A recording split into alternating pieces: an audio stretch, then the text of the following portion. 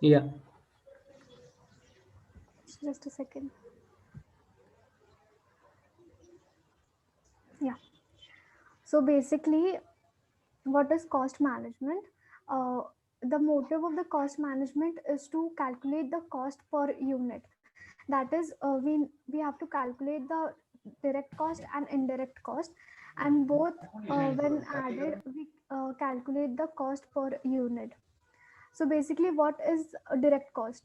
So suppose, take an example of, suppose you have a shoe industry or footwear industry. So the direct cost here will be the leather, the material. So you know that how much leather is used for particular shoe. Basically, direct cost is one which can be directly allocated to the product. So and now suppose you have labor. You know that the labor produces 20 chappals a day, and you pay him 500 a day. So you know that per chappal needs a certain amount of direct labor. So basically, in direct cost, only direct labor and direct material comes, and direct material plus direct labor is the prime cost, which is termed in cost accounting. And indirect material is the cost which cannot be directly allocated to the product. Suppose the factory you have, you pay certain electricity, or there is some factory rent. So you cannot directly allocate the certain amount to that particular product. So that will come under the indirect cost. And the next is fixed cost and the variable cost. So fixed cost is the one which is fixed throughout the period. It only increases by if there is some external regulation, suppose inflation or anything. So fixed cost can be the factory rent that you pay like the same amount every month. And the variable cost is the one uh, which increases or decreases according to the production or the sales. Suppose you have an agent and you pay certain commission to the agent. So it will depend on the number of sales he does. So that will be the variable cost. And there is another term called mixed variable cost or the mixed cost. So that is the one which is fixed to a certain period, a certain amount, and then above that it is variable. Suppose now you take electricity example.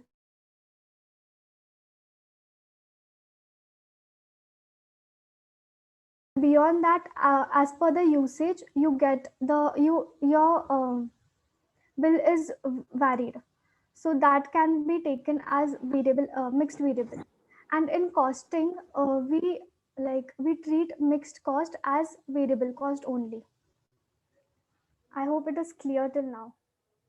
Can you just explain the mixed part cost Yeah, once can you again? explain mixed part again? Achha, I think okay. your voice broke in between. Okay, okay.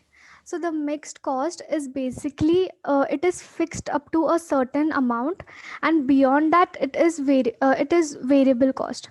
You take an example of electricity. So at home you get the bill amount fixed to a certain amount, and beyond that it varies according to the usage. Okay, so when there is a mixed cost in cost accounting, you treat it as variable cost only. Okay, is it okay? Yeah, it's Yeah. okay. Yeah. So basically, the bin method is the Uncle Wala's method which he follows. But in real life, we have a cost sheet in which we calculate the cost. So, as told by Uncle Wala, it is divided into three portions. The top portion is the revenue, which is influenced by five V's. The first V is that volume. So the volume is dependent on the market share of the company. So suppose Samsung has 21% of market share in the industry. uh, I don't have a diagram of acha, okay, cost sheet diagram. Okay, okay, okay. um, just a minute.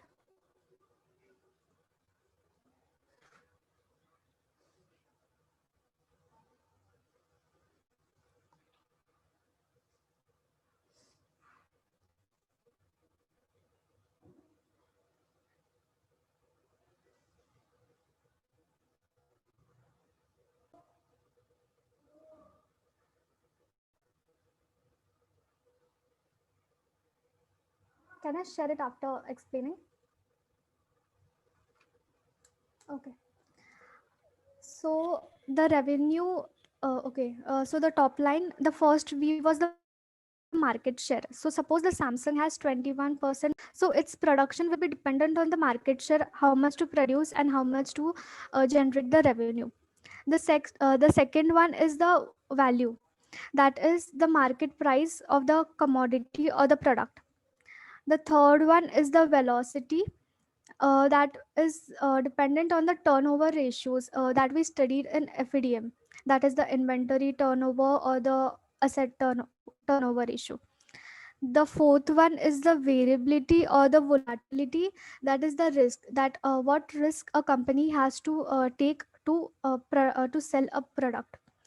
And the fifth one is the voice of good customer, that is suppose the feedback of the product, it helps to generate or grab more market. The middle line is the cost line, which comprises of both the direct and the indirect cost. And the bottom line is basically the margin, which is calculated by top minus middle. So we get a gross profit margin through it. I hope it is clear.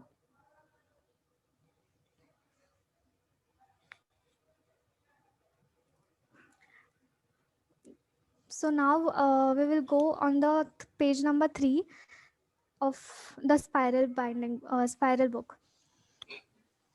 Okay.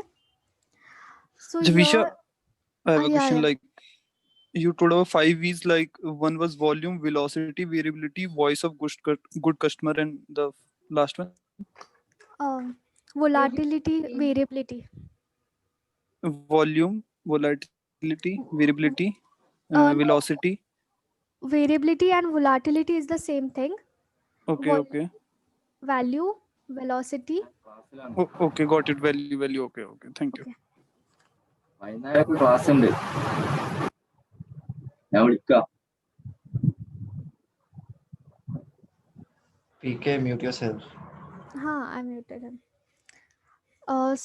We will go on the page 3, where Sir explained the cost management and the revenue management.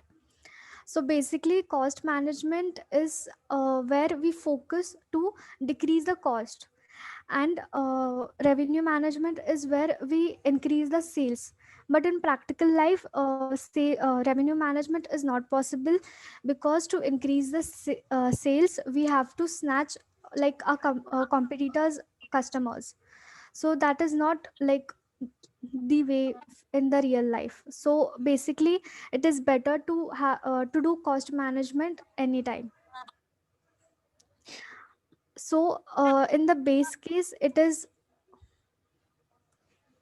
so in the base case it is given that we have sales of 100, the variable cost and the contribution margin, which is calculated by sales minus variable cost. In the second, we increase the sales by 5%. Page number 3.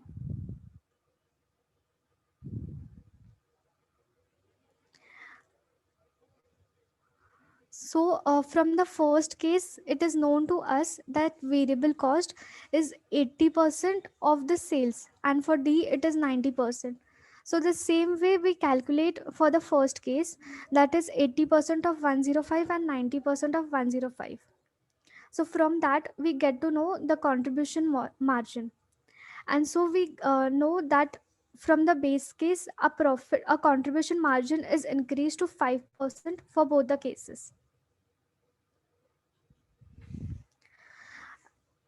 In the third one, we try to reduce the cost from 80% to 76. That is the 5% decrease. And so we get that the percentage increase for C is 20%, and for D it is 45%. Now, like Sir questioned us, like which is better, 20 or 45? So basically, it depends on the magnitude, which one is better. Suppose you want the figure to be better, then C1 is the better. But if you want like percentage wise, because the 45 is better, so then the D1 is better. But in this case, that for for C and D both, we have revenue of 100, but the variable cost for C is less. So that is why the contribution is more. So the yeah, first case में ही increased the sale. sales. That is the revenue management. अच्छा, second case में ही decrease the cost. Yeah, that is the cost management. What is he trying to do? In cost management, he is trying to decrease the cost, Okay. and in revenue management, he is trying to increase the sales. How are these Can I interrelated? interrupt?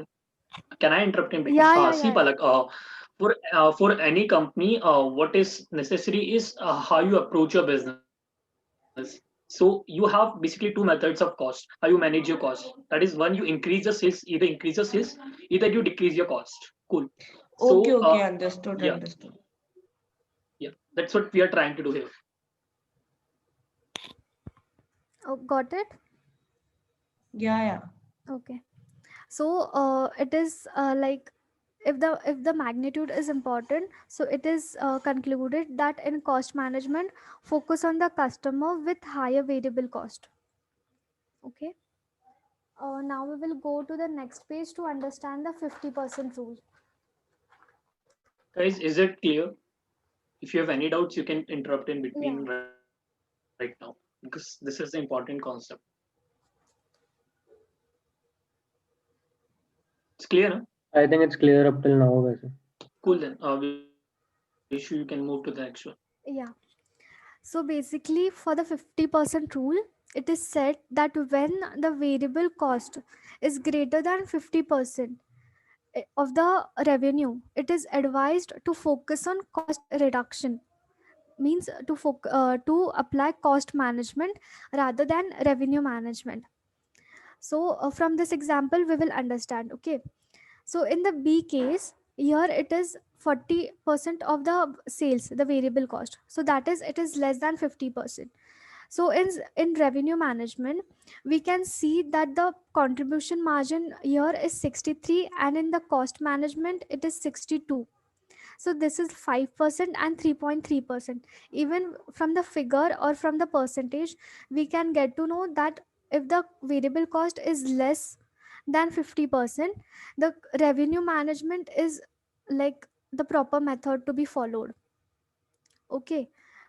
So from this we can conclude that if the variable cost is greater than 50%, you focus on cost management, and if it is less than 50%, we focus on revenue management.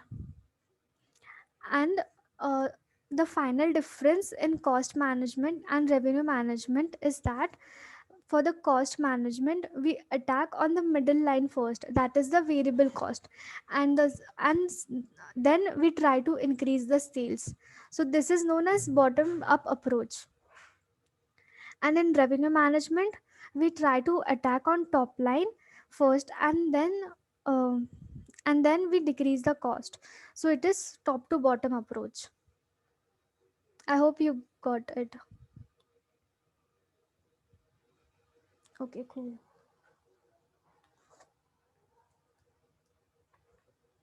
So I guess the four M's are just a readable thing. I guess you can get after the reading. If anyone has doubt in four M's, I can explain. Otherwise, we can go to the bin method. What is this rule 1 and cashew nut rule 2?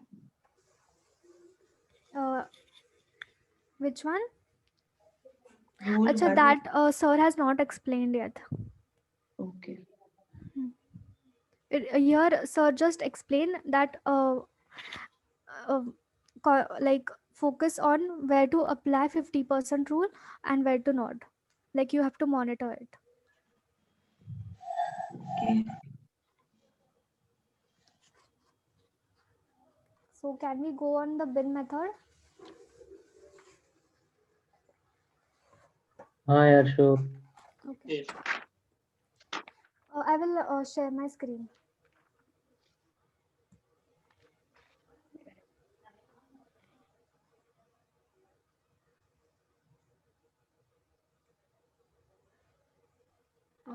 Vishalakshi, I think Sir explained rule 1 and rule 2.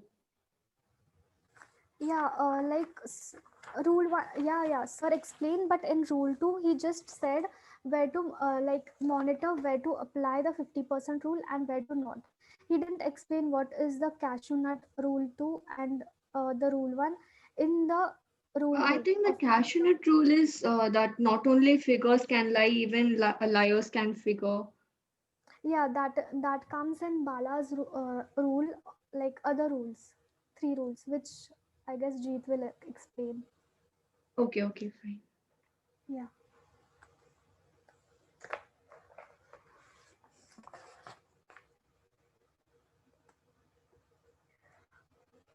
So basically, Sir divided the process of manufacturing into three bins. The first one was the storeroom, where we store the raw material, and then after that we issue it to the factory for the manufacturing process, where we have to incur some cost like the manufacturing overheads, and some direct labor is used, and the material which comes from the storeroom is used to create finished goods, and then the goods are passed on to the warehouse, where we keep it for the selling purpose. So here BMI is basically, 1 minute. Okay.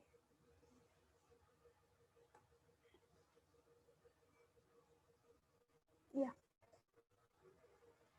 So basically, here the BMI is the beginning inventory of the material. Suppose you have some material already lying uh, in the storeroom, and you issue only some material after purchase. So DMP is actually the purchase that we purchase for the conversion purpose. And suppose you have 300 you purchase material of 300, and you have some beginning inventory of 20, and you have some and you only issue 250, then your ending inventory becomes 300 plus 20 minus 200, that is 120. Yeah, I will show you one equation. So we learned this equation basically in FADM, that is beginning inventory plus purchases minus sales is equal to ending inventory. So basically this equation is to be followed in every bin. The beginning inventory is already given and the ending inventory is already given. For this, for the first bin, the sales is that the material that is issued to the next department. So for this, we will be sometimes required to calculate the DMP or the DMU. Is it clear till now?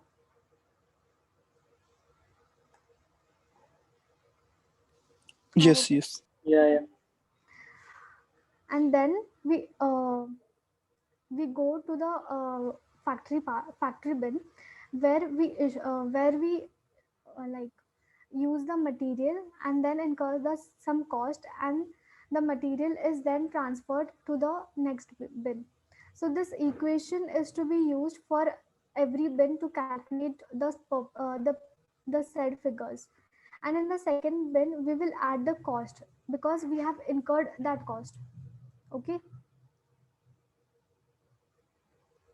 I hope it is clear. Done.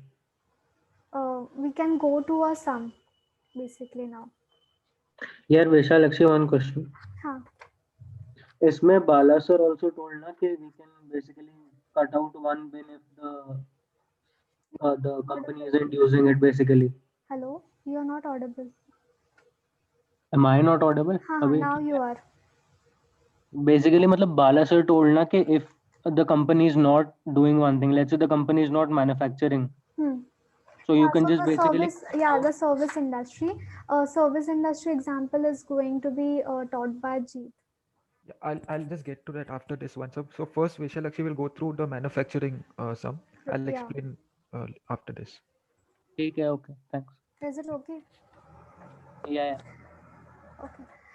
We can go to page number 40. The sir explained the example cocoa industry. Okay.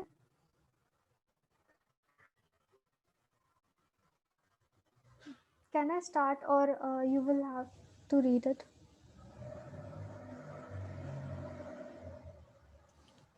Just 2 minutes. Yeah, sure.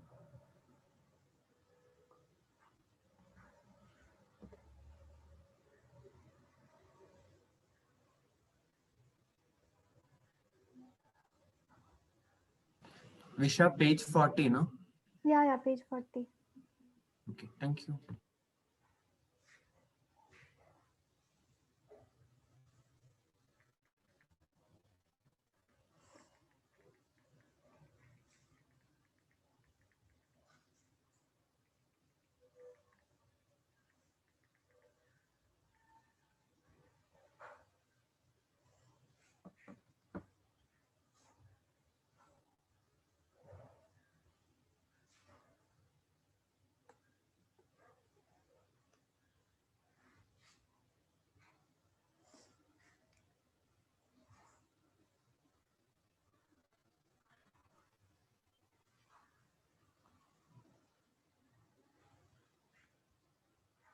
Can I start? Yes, I think you can start. Okay. So basically here in the first line, it is given that the direct material beginning inventory is 90. So this is basically the BMI. Okay. So I will just write here.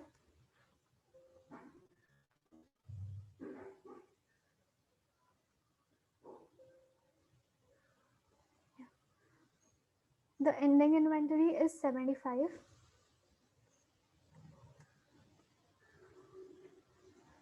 The beginning inventory of work in progress. So basically, what is work in progress? Suppose, as I took the example of the footwear industry, so you have like in a day you cannot produce the whole thing. So suppose you have some chappals lying without a sole.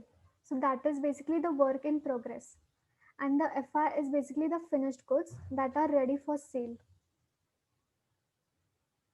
So here the work in progress is 80 and the ending inventory is 100.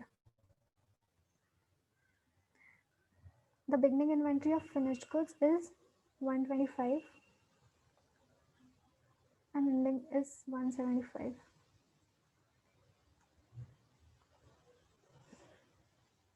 Then it is given that direct material issued to production. This is not the purchase, it is issued to the production. That means it is DMU. Okay, so that is basically 200. And the total manufacturing cost. So the manufacturing cost in we like it is basically comprised of the material issued, the direct labor, and the manufacturing overhead allocated. So this entire thing will be 900. I will just write here.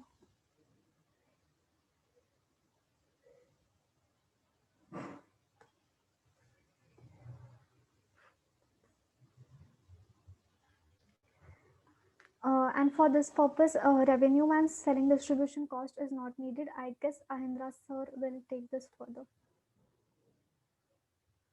So now first it is given that we have to calculate the direct material purchased. So that is basically the DMP, and we will apply the same equation here, and then we will calculate. So the beginning inventory is 90. We don't know the purchase. The sales is basically the material issued, that is 200, and ending inventory is 75. So from this we get to know that the purchase is 185.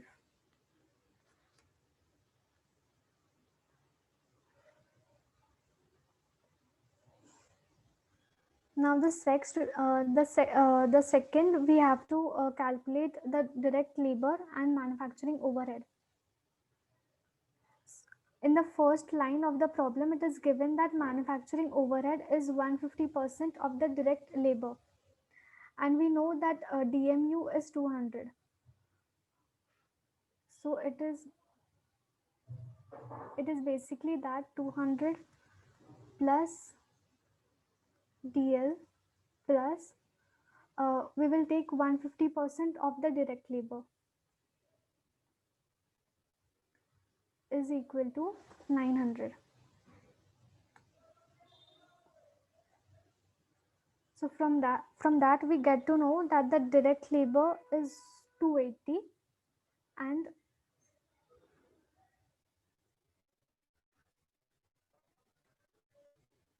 the manufacturing cost will be 150% of 280.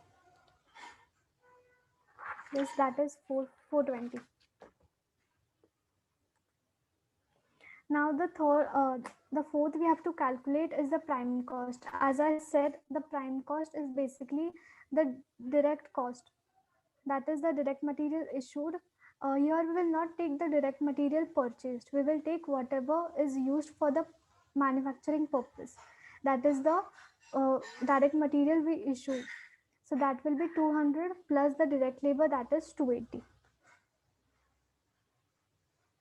And the next is the conversion cost. Conversion cost is basically the cost which is incurred to convert this direct material into the finished goods. So here we will not take the direct material cost because we are converting that. So it will be basically direct labor and the manufacturing overheads. I hope you got it. Could you explain the conversion cost once again? Can you also tell prime cost once again? Yeah. So the prime cost is basically the direct cost. Direct cost is what? Direct material plus the direct labor. And in direct material, we will not take the purchased one. We will take what is issued for this like proper lot or the product. So this material, that is 200, is issued for the production. We have purchased 185, but we have issued 200. So that we will take in prime cost and the direct labor. And the conversion cost. Wait a second, Visha, why not manufacturing overhead in prime cost? Manufacturing overhead will, okay. I guess Jeet or Shubham can explain. I don't know this. No, I can explain that. Basically, overhead is an indirect cost, Karthik. So in direct cost, we have to take only the direct thing, that is the direct labor and the material cost. That's why. Yeah. Right. Overhead is something that is common to all the units of production. So we can't specifically like allocate it to one unit of production. So that's why we don't use it in direct. Yeah, in overhead, indirect cost will come. Basically the rent or the depreciation, that kind of thing. Cool. Thank you. Okay. So, and the conversion cost is the one that we incur for converting this material that we have issued to the material that to the finished good. Basically, conversion, that is converting the material into the finished goods. So we will take direct labor and manufacturing overheads. I hope Vivek it is clear. Now I got it. Yeah, thanks. So now we will calculate the COM. So that will be basically the material, the beginning inventory plus the material that is issued plus all the cost. We can directly take this as 900, as we know that DMU plus DL plus MOHA is 900, and we will subtract the ending inventory. So that comes to 880.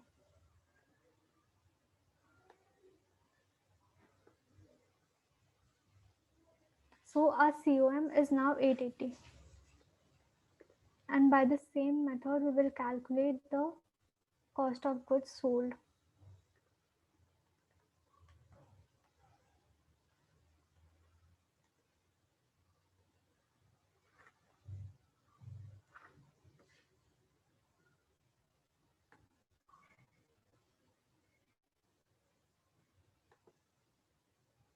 I hope it is clear. So cost of goods sold is basically the cost of goods that we have sold. So basically your one footwear is of 500, but that is your sales. That also includes the profit. So we don't know what is the cost. So basically we go through this method and we got to know that the cost is basically the 400, and so your profit margin here is 100. The profit is 100 in this case. I hope it is clear. And my part is done now. You can ask me doubts. Visha, wouldn't you explain that tutorial wala problem? Yeah, I will explain. Okay. Let Jeet come to the service wala, then you can explain the Okay. tutorial problem once again. Okay, cool. We will go first by this method, and in the last we will solve the tutorial sums again. The 3 sums that we did. Vishalakshi, if you're not feeling well, you can go with this first. No, Once you're fine. I will sit here. Okay. No problem. I'm fine now a bit. Okay.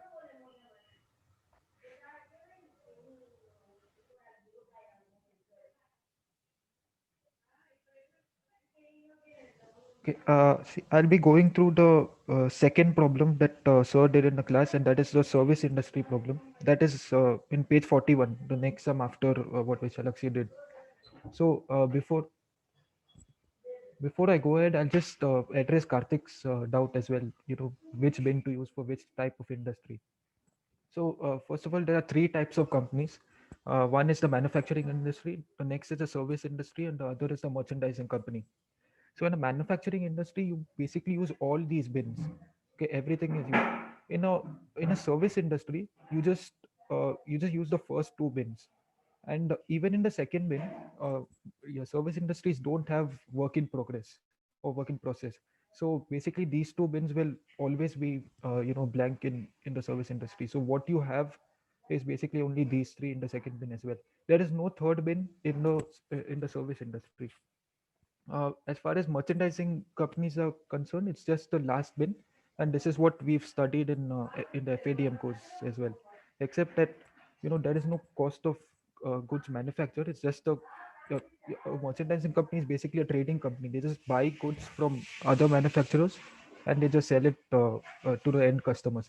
So the COM is basically the materials that are purchased by them, and then of course they store some products and then they sell it to them. So just to sum it up, the merchandising company will just have the last bin, the service industry will have the first 2 bins, and manufacturing industry will have all 3 bins. I hope that's clear.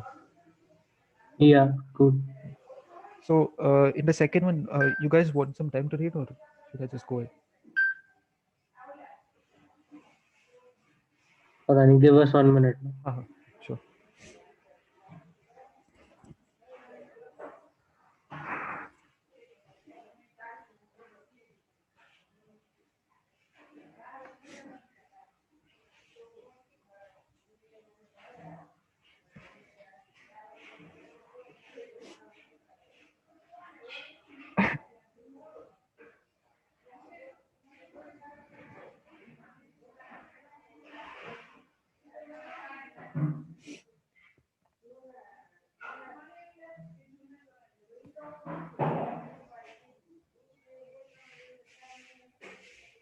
Shantanu, my part is done basically till the manufacturing process, the introduction and the manufacturing process by the bin method, and the cost management and the revenue management.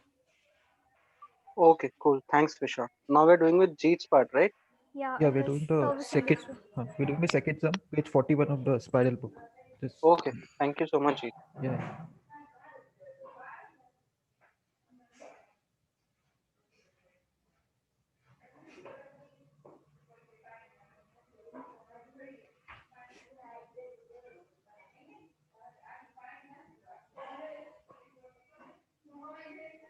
Jeet, I think you can start. Okay, yeah.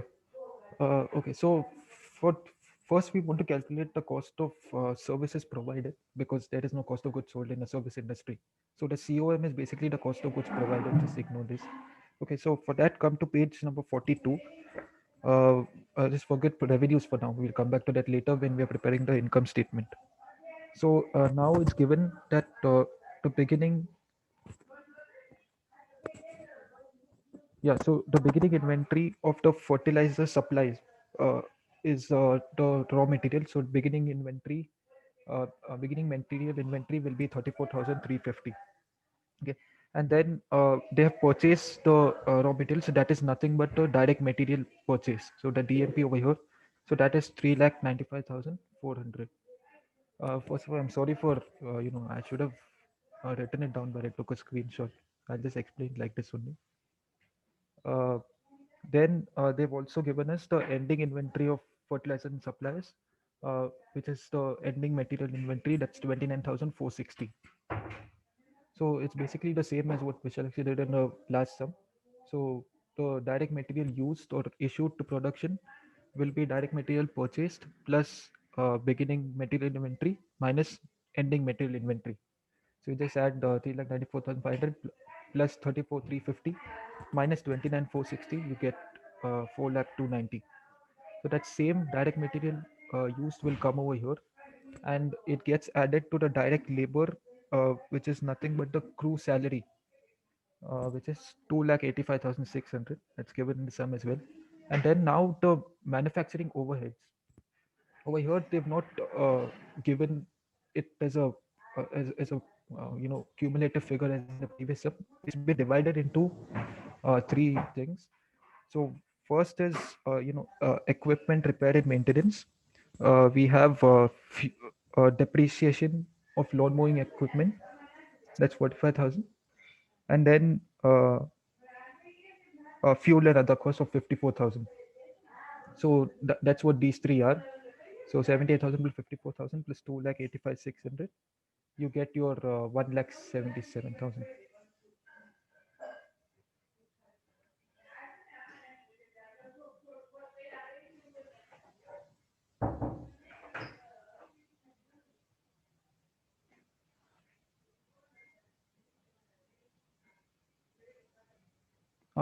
Sorry.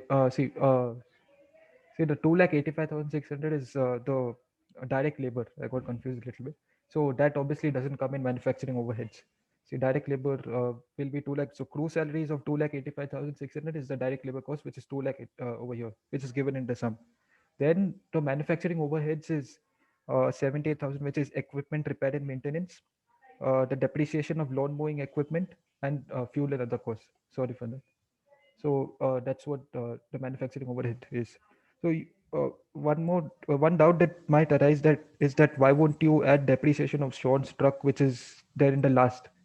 So basically, what it is that it's not used directly for the production process, but it's actually, or the service process in this case, it's actually for other purposes like your selling purposes or marketing purposes. So these will not be attributed towards the cost of the service, but will actually add it to selling general and administrative expenses later on. Okay, so you just it's the same. So like I said, we don't have work in progress over here. So to get the cost of goods manufactured, or in this case, the cost of goods, cost of services provided, you just add all three of these. That is direct material use plus direct labor plus manufacturing overheads. So you get your COP or cost of service provider is 8,62,890. Okay, is there any doubts or?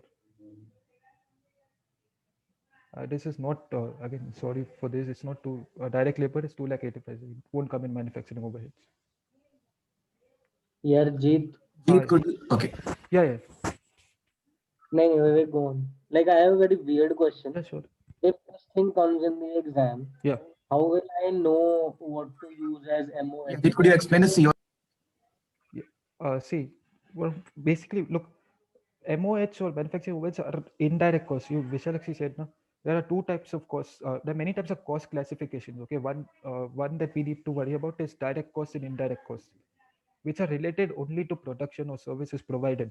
So those that are related directly to the production process or to the services provided, it will come in this type of calculation. So the direct costs like direct labor, direct material, it'll go over here. So for manufacturing overheads, we just look at the indirect cost only, related to the services or the manufacturing processes. Okay, so just look at the details provided.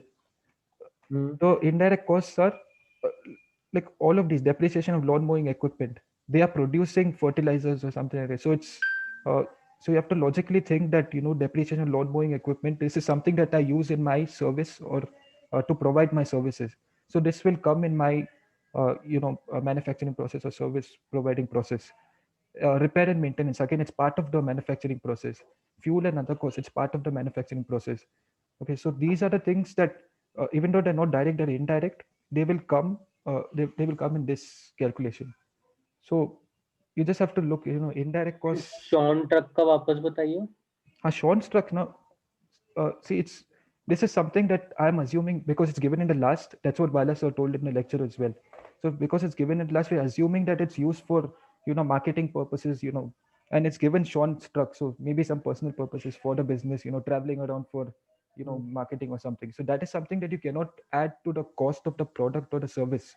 So that will come in SG expenses later on. So this is what I've added over here. So you don't add it to the cost of, for the purpose of gross profit, you don't add it to COP in general. Okay, take it. One more thing. Yeah. COMA, we take the DMU, the DL, and the MOH because we don't have the work in progress, no? Yes, yeah. Service industries won't have work in process. Okay. So, and of course, it won't have the last bin as well. So just the first two bins, and even in the second bin, these two won't be there, BW and EWN. Thank you. So, so now we just prepare the income statement. First is the sales or revenues. So there are three types of revenues. We just, in page 41 is given. It's revenue from lawn mowing, revenue from fertilizing services, and other revenues. So I basically just add all three of them up, and I get the total revenue or total sales. Then I reduce my cost of goods sold, but in this case, because it's service industry, it's cost of services provided, which is 8,62,890, which we calculated over here. So you just subtract sales minus COP, you get your gross profit. Now you go to all your other indirect expenses that are not related to the services per se. So that is where your other costs come in, like office rent, it's given 82,000. Then advertisements is given 1,28,000. Accounting and payroll, because these are the guys that sit in the office. They don't really they're not part of the service in general. Then depreciation is on struck, like I said before, it's for marketing purposes or sales purposes. So you don't put it on the top over here. So your SG expenses will just be the sum of all of these. And then you just subtract your gross profit from your SG expenses, you get your operating profit. That's basically what they're asking, the sum. It's clear, right? Yeah. Now, Shalik, if you can, yeah, brother. Bro ये last का table एक और बार समझा सकता है? Yeah. See, first sales part is we have three types of sales in the question, like given in a table. Okay, it's revenue from lawn mowing. So all these three types of sales, we just add it up, so you get your cumulative sales. Okay, then your less cost of services provided, that's COP, is what we've calculated over here. That's 8,62,890. Okay, so you just subtract that sales minus COP, you get your gross profit. Okay, now next comes, we also have other expenses that are not directly related to the service, like other indirect expenses. Okay, so those are the selling, general, and administrative expenses. We have office rent of 82,000, advertisement 1,28,000, accounting, payroll, and depreciation of Sean's truck. Okay, so these are expenses that are not related to the services per se. So that's why we put it over here.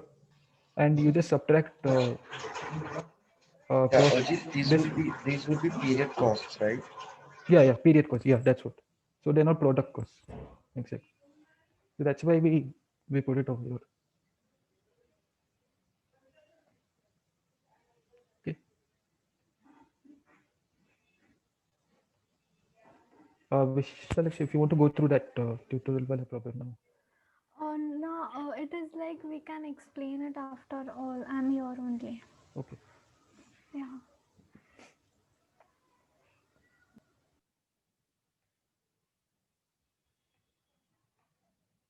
Then see, this is see first before we go to the sum, there are two types of accounting systems that sir has gone through till now. One is the standard accounting system, and another is ABC accounting system. Okay, so for standard accounting system, for both of these systems, we have to understand that direct costs for both of them remain the same. You know, direct costs are costs that are directly traceable to the products, and therefore they remain the same for both types of cost systems. So where the difference comes is in the indirect costs, because indirect costs are the costs that have to be allocated to, they are shared by all of the products. So these are the costs that have to be allocated to all the products. Okay, so the difference comes in how these costs are allocated to different products. So in traditional accounting system, you usually use just one cost allocating base or cost driver to allocate all the costs to the different products. And more often than not, this cost allocation base is the direct labor. Okay, so this was not a problem. It's still wrong. You know, you shouldn't be doing traditional costing, but this was not so much as a problem as it was as it is right now. In before 1970s or 1980s, the direct labor, which was usually the cost allocation base use, was just a small was a majority chunk, and the manufacturing overheads, the indirect costs, were usually a small percentage of the direct labor. So you know the error wasn't much pronounced before, but nowadays the manufacturing overheads are probably 500% or 800% of the direct labor. So the error that we do in allocating these costs are much more pronounced right now than they are than they were before. So like I said, traditional costing, we just use one single cost allocation base to allocate the indirect cost to or the manufacturing overheads to the different products. So in ABC costing, what you do is you see this MOH. So these manufacturing overheads, you divide it into different cost pools. Okay, so these cost pools can be people, vacation, machinas, whatever you want. Okay, these cost pools are further divided into activities based on the production process. So usually there are process engineers that are involved over here that help with this. So once these activities are created, these activities are further allocated to different products based on multiple cost allocation basis. So it's not just one single cost allocation based like direct labor. It can be anything you want. It can be machinas. It can be number of distinct parts used. And one more thing to understand is it's not necessary that this single product will be using all of these activities or all of these cost pools. Okay, so product one you might as well just be using this one activity. So in traditional costing before, they just use a single cost allocation base. They just take out a percentage and then they just allocate it to all of the products. So it's not actually right. So this is where ABC costing is much more useful and much more accurate. If there's any doubt, you can ask. Otherwise, we can go to the sum.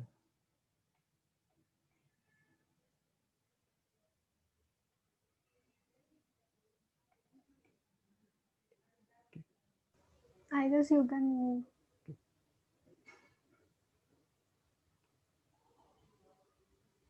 Pratik has Sorry.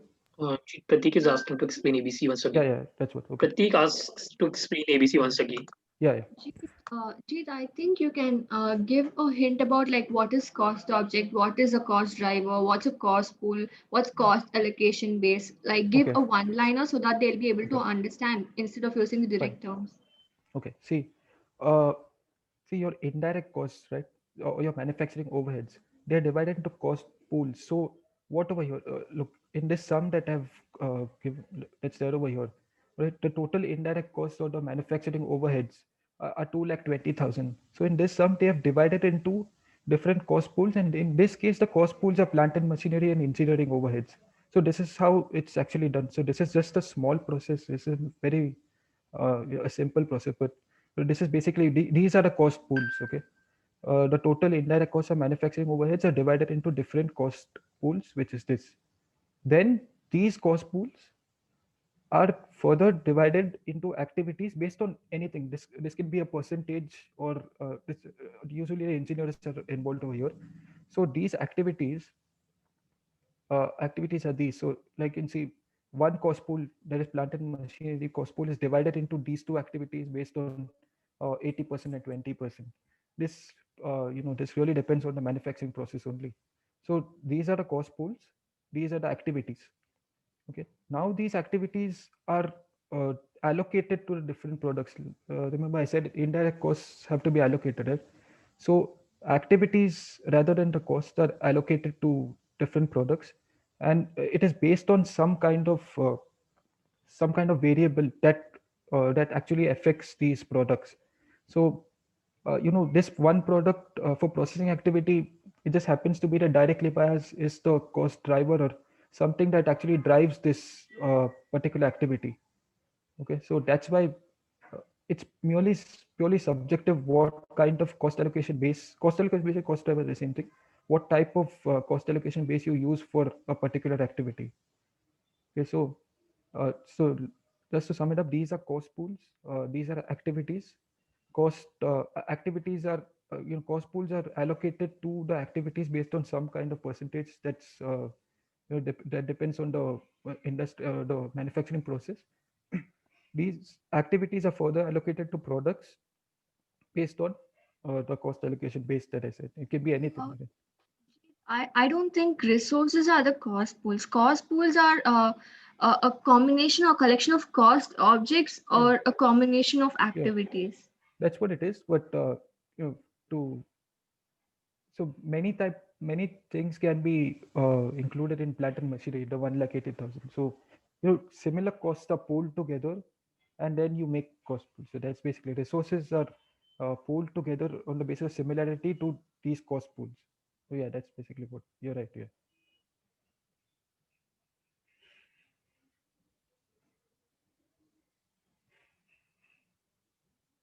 Jeet, one question I had. Yeah.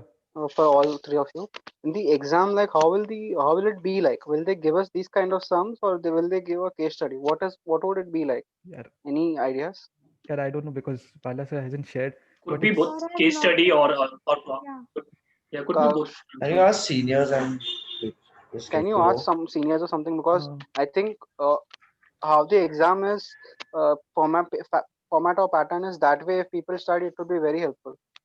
Okay, I'll see right now, Shantanu, the thing is to important is to understand the concept rather than to focus on the exams. If you understand the concept, you can clear any question. But for the exam part, yes, we will refer to the seniors and ask them what's the pattern. But right now, we are focusing on the concept part. Yeah, so that's also mentioned that in practical life, cost sheet is done, but Uncle Bala told to do it in a bin method. So I have explained the both things, Shantanu. Yeah, that's why that was one of the reasons why I had asked. Yeah, you may refer to the recording. Yeah, so we don't know exactly what he's going to ask because he's focusing so much on these bins type things, and he's told pretty clearly also that this is how he's going to, this is what he's expecting. So I mean, okay, cool. I think we can go back to the concept. Maybe later we'll. Okay, so this is what the costing methods are. Then now we can go to the tutorial sums, which actually you can go first, and then I'll talk about this. Cool. So do you have the the question of exam that sir mailed? Which I will share in the group right now, Pegasus. Okay, cool.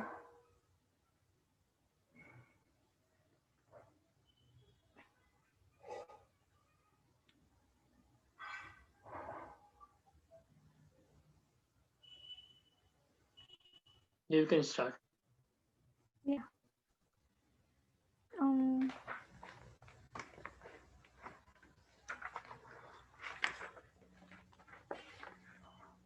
So this was actually a very similar problem.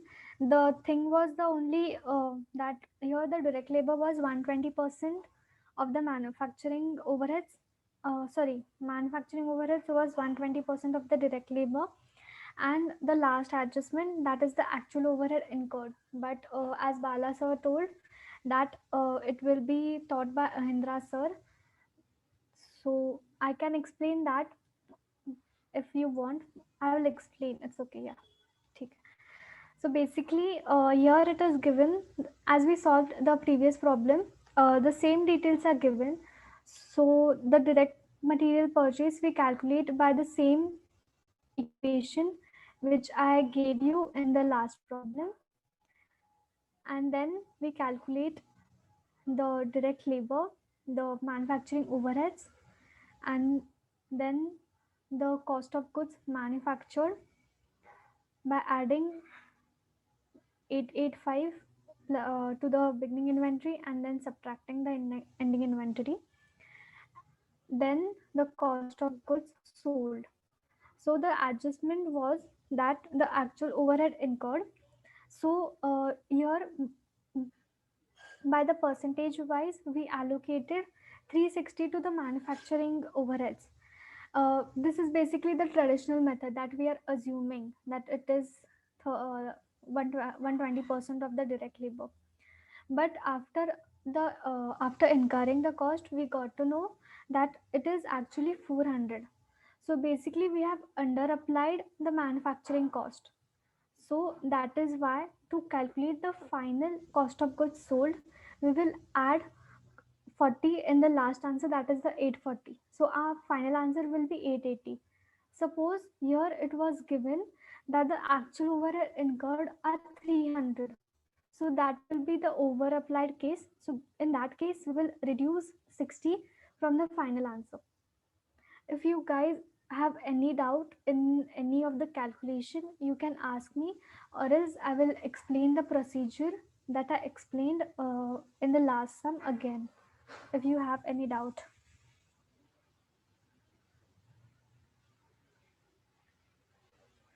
Guys, I guess It's okay. it's all clear. You can. yeah, I hope I explained well in the first sum. Prateek is asking to explain the sum Which one? again. Which one? The last one. The last one, I guess. Okay, the sum. Okay, the full process, Pratik. Hello, Pratik. Prateek, could you respond? Factory plant one, he's saying. Okay, factory plant. So basically, as I told that we have some material, the raw material, we purchase it and then we store it for the process.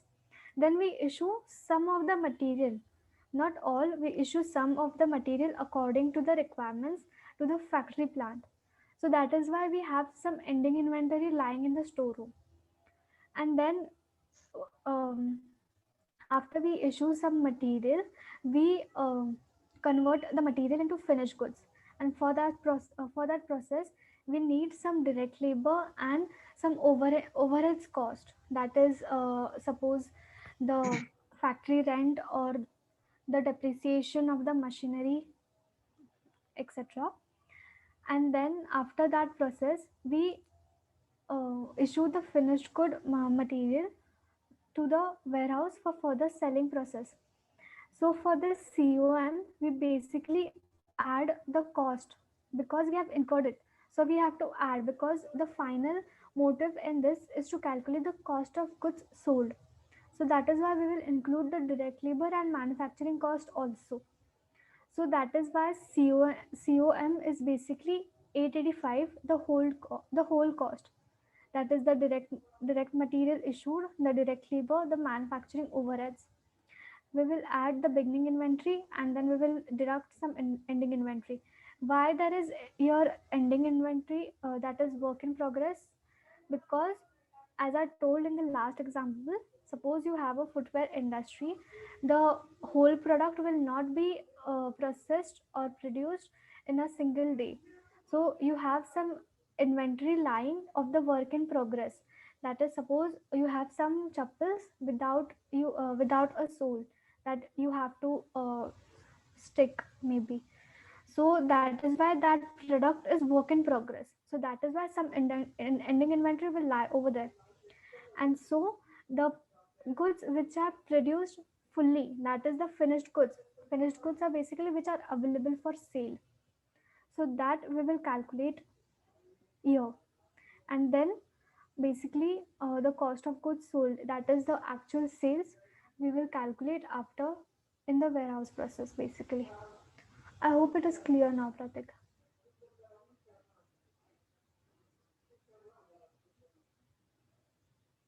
How did we get 300? Okay. No, basically in the problem it is given that the manufacturing cost, that is MOHA, is 120% of the direct labor. Wait, I will insert a text box here. So basically it is given that total manufacturing cost. What is total manufacturing cost? The material, the labor and the overheads. So that is equal to 885. We know the material now, that is 225, and we don't know the direct labor, and it is given that manufacturing overheads is basically 120%, that is 1.2 of DL, that is 885. So from this we get to know that 2.2 DL, that is 1 plus 1.2, is equal to 660. So that is why DL comes to 300, and from this we can calculate that MOHA is 1.2 into 300. I hope you got it, Pratik.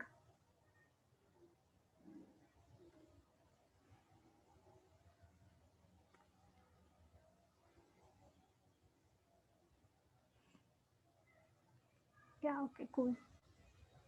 Now I guess Shubham will explain the 49th one, which is based on a small activity. clarification. Yeah. So MOHC is the overhead, actual overhead cost, right? MOHC, the 400. Yeah, that is the actual. Okay, but we have allocated only 360 and there's a difference of 40. So we're making a cost adjustment. Yeah, right. In the last. Okay. Yeah, okay. I will stop sharing. If you have any doubt, I will wait for 1-2 minutes, and then Shubham can continue with the 49 sum, which is basically based on activity-based costing. Should I go or GT want to go first? Vishalakshi, you can go. Can you keep sharing the screen for like a minute? Acha, 1 minute. Okay, sorry.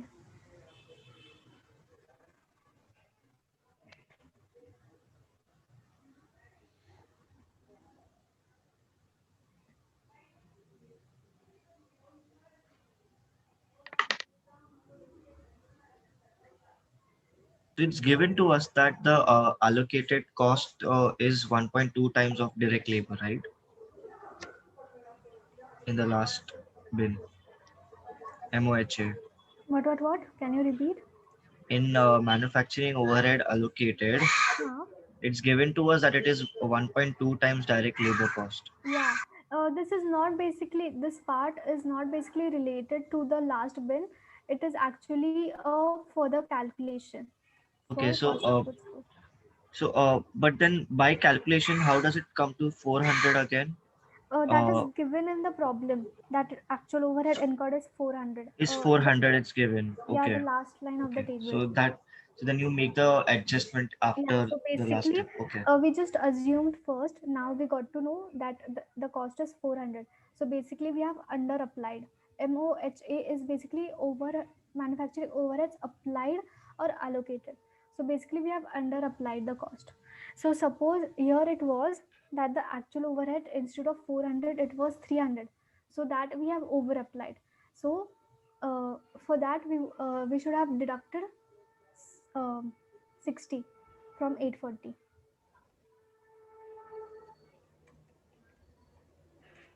Can you explain that part again? Yeah. So it is basically, in the question it is given that MOHC is 400. Yeah. And from the question only itself, from the upper part, it is they assumed that the MOHA is 120% of direct labor. So this is just an assumption that we do in traditional costing. But after we incur the cost, we got to know that it is 400. So Yeah. that we under applied it first, no? So instead of 400, we applied it as 360. Yes. Yeah, so that is why we add 40. If in case in this question, instead of Yeah. 400, it would have been 300. Yeah. Then we would have deducted Over 60 because we have we over applied. applied it. So okay. Okay. Yeah. Anything else? That's it. नहीं यार, it's okay. Okay, cool.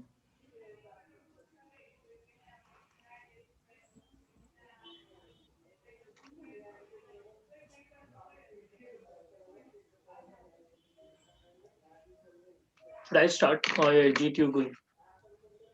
No, you can go. Fine. Cool. Works. Guys, move to the page number 137 of the textbook we got, that HSSP one. We have problem of 149 that we will work upon once again. Are you able to see my screen? Yes. Yeah, Shubham, page number 140. 139, 137, sorry. Problem number 49. Page 137, problem 49.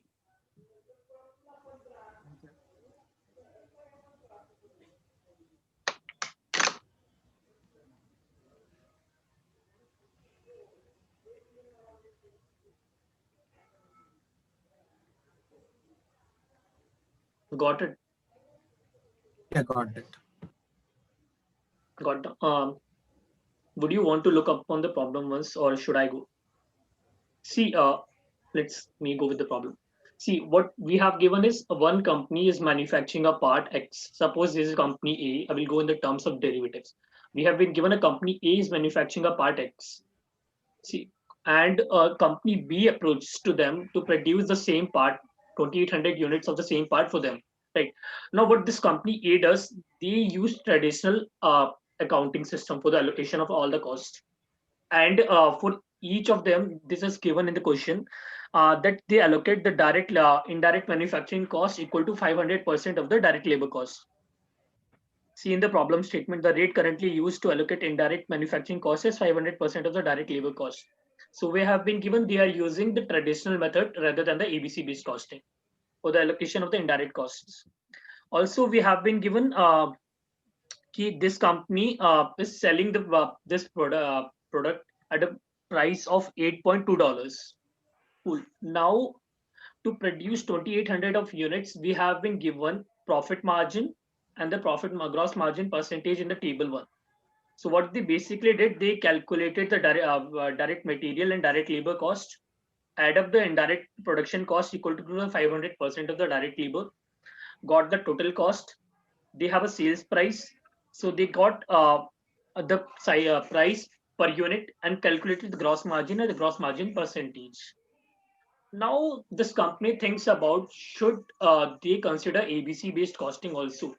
So what they did in the table 2 and the 3, they calculated the cost for each of the activities.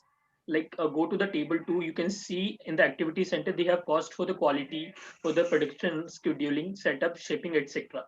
So they calculated the total cost for each of these activities, and the cost drivers is given in the table 3.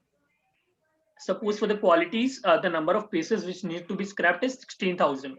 So the cost for that is around 8,80,000. Similarly, for the production scheduling, the total cost is 72,000 and the number of setups required is 800. So we have been given the number of units, that is the cost drivers, and the total cost incurred for using these much of units, that is the factory overhead cost. Now move to the page number 138. What they are asking us, prepare a schedule calculating the unit cost and the gross margin percentage of this part using the activity based costing, and use the cost driver given as the allocation based cost. Now they are asking us to calculate similarly like the table 1, that they calculated the gross margin and gross margin percentage according to the ABC based costing rather than the traditional one. So we have been given the cost drivers for each of the activities: annual cost for the quality, production, kit setups, shipping, and shipping admin. And we have been given in the table 3 the number of units, that is the cost drivers. So we calculate the cost per driver unit. Suppose for the qualities piece scrapped, we have annual cost equal to 8,80,000 and the cost drivers is 16,000. So we basically divide the total annual cost by the number of cost drivers to get the cost per unit driver. So we calculate the cost per unit driver for each of these activities, that is quality, production, setup, shipping, and the production machining hours. Now, what we need to calculate is the total cost incurred for producing this number of units, that is 2,800 of units, which the company B is asking from the company A to produce for them. So in the table 4, we have been given the cost drivers to produce these number of units, that is 2,800 of units. See the table 4, you can see for the producing 2,800 units, number of pieces need to be scrapped is 150.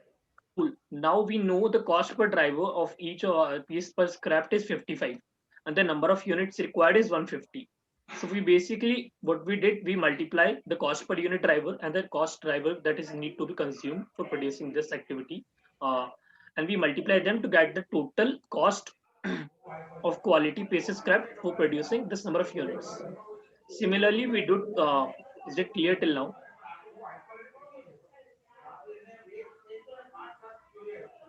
Hello guys, am I audible? Yeah, Shubham, it is. Yeah. Okay, cool. So we calculate the cost for each of this activity to produce the required number of units, that is 2,800 of units.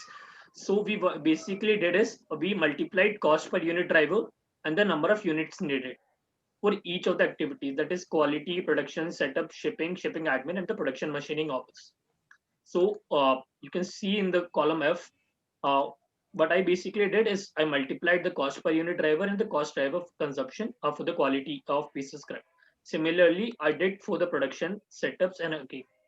So each of these activities, when we sum up, give us the total indirect cost for producing this number of units.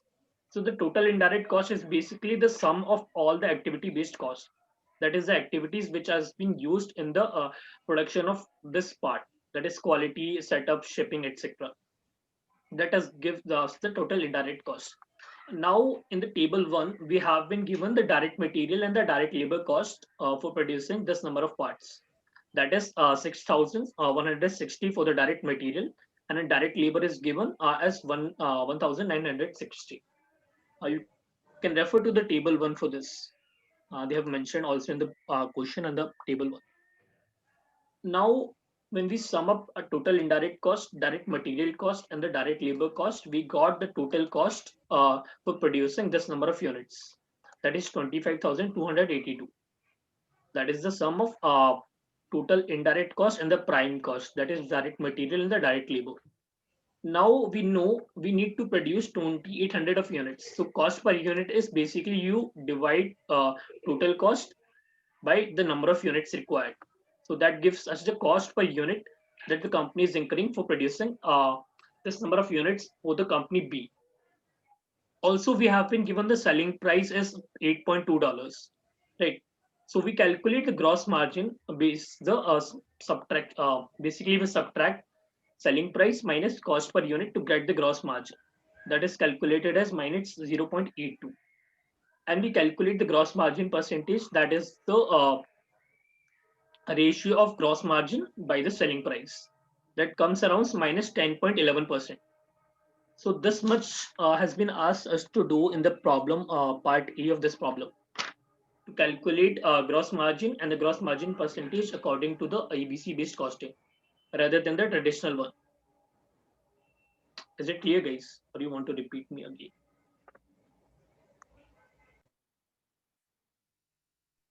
It's mostly clear, yeah. Clear, no? Cool. So we have calculated gross margin and the gross margin percentage according to the ABC. And also we have been given the gross margin and the gross margin percentage according to the traditional based costing in the table 1 of the question. Now in the problem part B, they are asking, based on the ABC results, which course of action would you recommend to the company? Should they consider the proposal to produce this number of parts, or should they reflect again on their margin percentage and what they are incurring cost for producing this parts? See, you can see according to the table 1, which has been given in the question, when they use traditional based costing, they are actually making a profit. See, it shows the gross margin is around $1.8 and the margin percentage is $22. While when we do ABC based costing, we calculate the cost for each of these activities and we get the overall idea what cost we are incurring for each of the activities which is being used to produce this part. So that shows that we are not making a profit. Actually, we are incurring a loss because we need $9.2 to produce the part and we are selling at a price of $8.2 and we are making a loss. So according to the ABC based costing, it clearly shows a gap between the calculation and the company is not making a profit for producing this number of parts. So our recommendation would be company based on the ABC based costing, they need to reconsider this proposal, or maybe they can increase their selling price a bit. And they should adopt this ABC based costing for a better and clear idea. And also, we have been asked in this problem, list the benefits and the cost associated with the implementing ABC. For the benefits part, we can clearly see what company gets idea from ABC. As Jeet also told, you get overall idea about all the cost which company is incurring for each of the activities, rather than making a clear assumption that 500% of the direct labor would be the indirect cost. You actually get the idea what cost you are incurring for each of the activities and for each of the activity which you would be doing in producing this part. So ABC gives us the clear idea rather than the traditional one, which is clearly based on the assumptions rather than the calculations or the clear approach. And also the cost for implementing ABC, clearly we need to do a research and see how much units of we are consuming, how many costs we are incurring for each of these activities. So to make the secondary research and collect the data, you will incur some cost for implementing ABC. And that is the cost associated with implementing ABC. So while implementing ABC is a good idea, you again need to think about what is your annual budget, or would you be able to collect those data, and would you able to incur those costs which you need to implement for the ABC. So this is about the application of ABC, how you can see in this problem how ABC and the traditional based costing makes a difference. While the traditional one shows you are a company is making profits and you keep on producing parts and you keep on making losses, ABC gives you clear idea that the company is not actually making a profit and it's actually making a loss, and you need to rethink about your selling price, or also need to rethink about the number of units which you need to produce for the profit. So that is the clear approach of ABC that Uncle Bala taught us. Any question, guys? Should I repeat once again? Just tell me.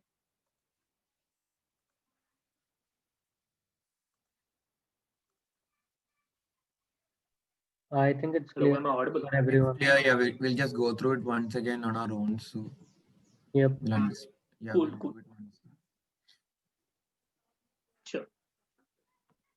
Jeet will go again once again with the problem which we did in the tutorial. Guys, you want me to go through it, no? Or you guys want to go for lunch or something? It's okay. Should I go through it or? I think go through it now. Okay. Okay. Okay. This problem is in page 127, and you can refer to the details for it. 127 book. Book. Sorry, cost accounting book. Apna page 127 and for further details about the given details given, you can look at page 108 and 109.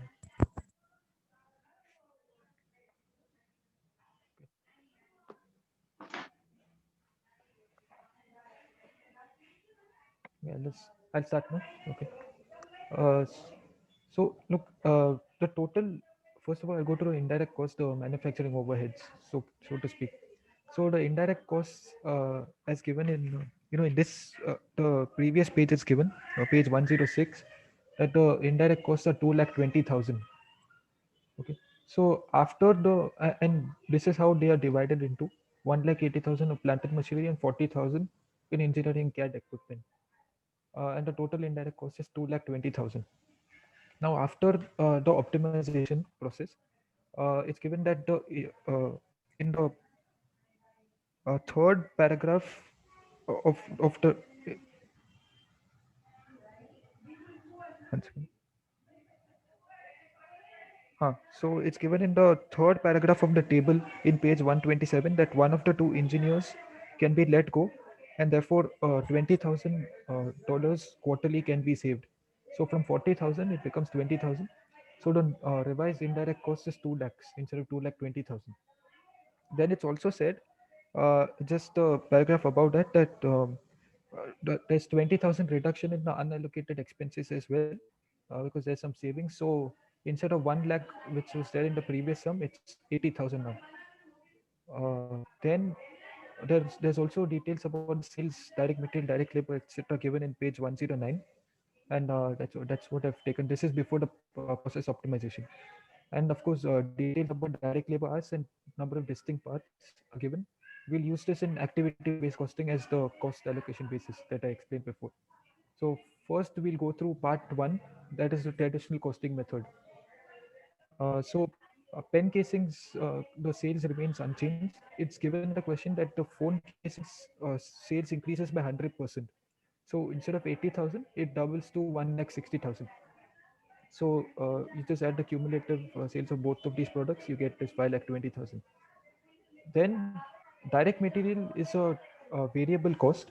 So obviously it will increase with the increase in sales or production, as the case may be. In this case, it's sales. So because sales is doubling, direct material will also double. And ideally, direct labor should also double. But it's given in the second last paragraph of page 127 that there is adequate capacity of labor and machine time, which is why direct labor will remain constant, which means that perhaps before this they were underutilizing their direct labor. So even though they increase their production or the sales, they don't have to hire any new labors. So that's the only reason it remains fixed. Otherwise, usually even direct labor is a variable cost. So again, so it remains fixed at 15,000, like you can see over here, as before as well.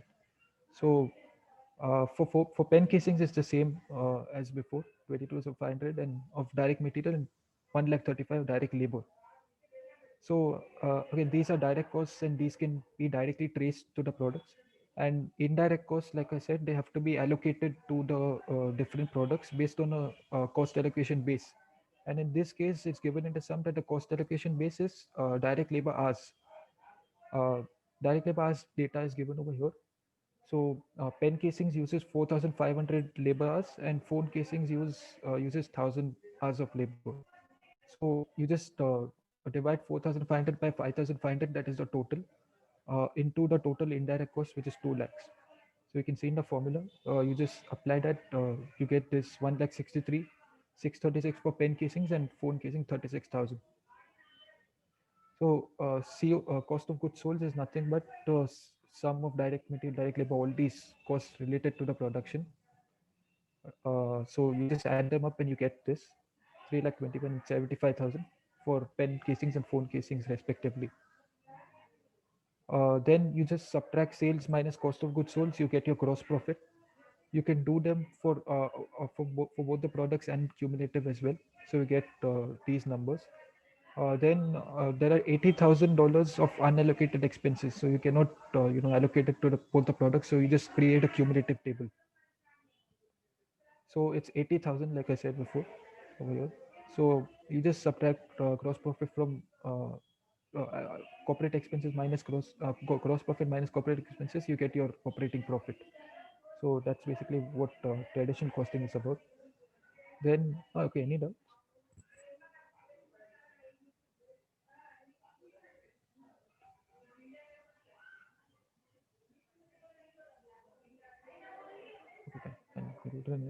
part 2. Part 2 is we have to do ABC costing. So I said before also, right? So for sales, for direct costs, both the methods ABC and traditional costing remain the same, because these are direct costs that they can be directly traced to the products. Where the difference comes is in the indirect costs.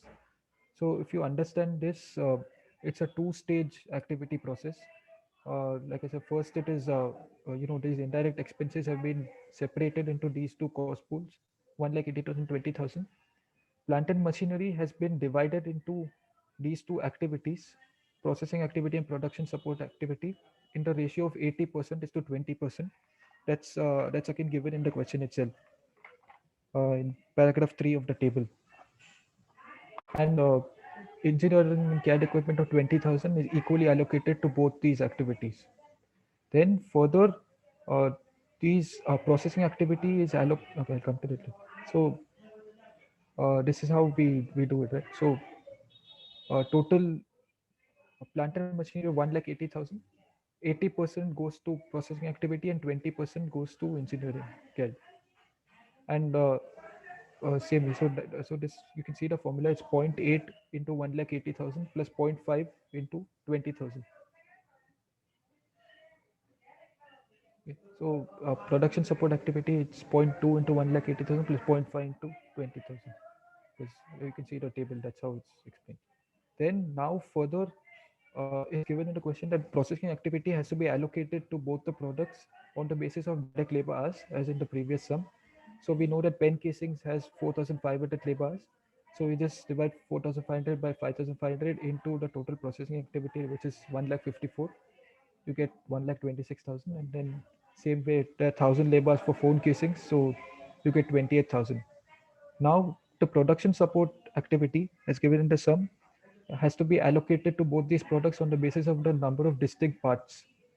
So we can see that pen casings has 5 distinct parts and phone casings has 11 distinct parts. Okay, so we allocate them on the basis of these distinct parts. So pen casings would be 5 divided by 5 plus 11 into 46,000. So that's how you get this 14,375. And for pen casings, there are 11 distinct parts. So 11 divided by 16 into 46,000. Then after it virtually remains the same. You just calculate gross profit, unallocated expenses subtracted from gross profit, you get your operating profit. Yes. Any doubts?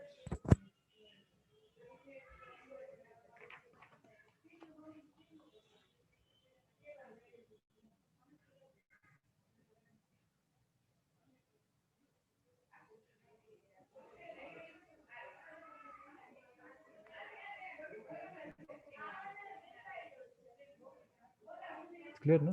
So let's stop sharing. It's clear. Yeah.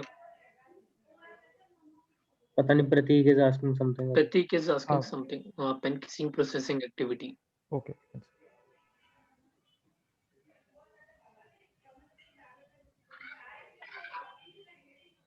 Pen casing. So processing activity, the direct, it's direct labor hours, right? The cost allocation base, it's given in the question.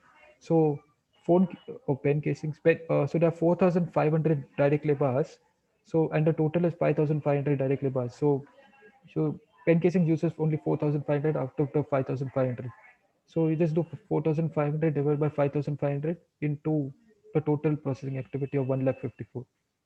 So you get 1,26,000, and then same thing for phone casing. So cost allocation base uses direct labor hours for processing activity and number of distinct parts for production support activity.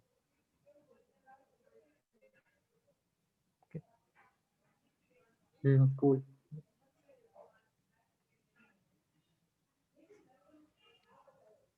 I guess we're done. I think we can end. Cool. Guys, anything else? Yeah. I mean, those who are here. Okay then.